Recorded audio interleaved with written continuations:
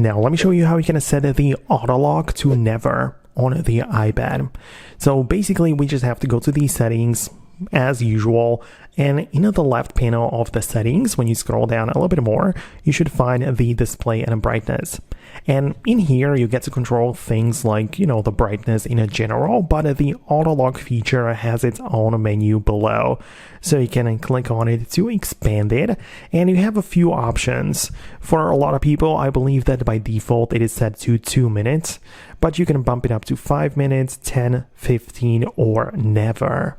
So never is useful if you want to have the iPad on a display somewhere, or you just want to make sure it never locks itself, but you get a little warning there that it's going to use up a lot more energy. Because now with the never option selected, the screen is never going to go black and lock itself unless you manually click the power button or it literally runs out of the battery.